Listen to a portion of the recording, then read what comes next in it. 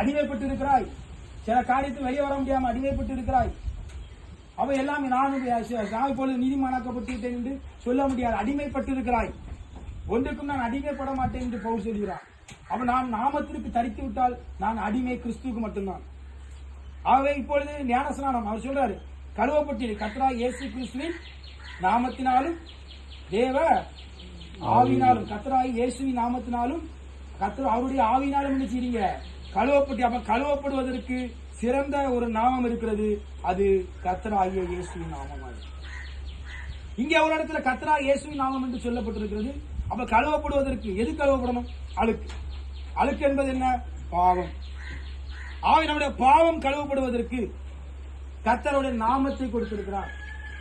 அப்ப என்னுடைய பாவத்தை கழுவுவதற்கு யாரு எந்த பெயரில் கழுவப்பட முடியும்? என்னுடைய பாவத்தை கழுவ வேண்டுமானால் யார் கழுவுவா? அப்ப என்னுடைய பாவத்தை கழுவுகிறவன் கழுவுவதற்கு யாரு பாத்திரவான் என்று சொன்னால் பாவம் இல்லாதவன் பாத்திரம். ஆண்டவர் இயேசு கிறிஸ்து என்னில் பாவம் என்று உங்களில் யாராவது சொல்லக்கூடுமா என்று சொன்னார். அப்படியானால் அதை சொன்னது இயேசுவா இருக்கிறார். ஆக அந்த இயேசுவின் நாமத்தில் நீங்க என்ன செய்யணும்?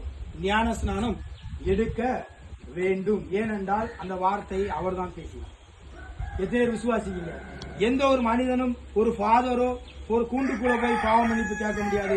ஒரு மனிதனால் இன்னொரு மனிதனுடைய பாவத்தை மன்னிக்க முடியாது.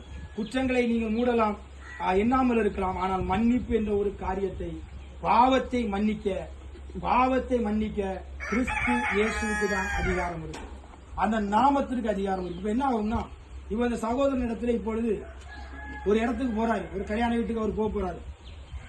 அந்த கல்யாண வீட்டுக்கு போகும்போது அங்கே முதலாவது பெரிய பெரிய கல்யாண விஐபி கல்யாண வீடுகளில் பாத்தீங்கன்னா அவங்க கார்டு வச்சிருக்க வேண்டும்.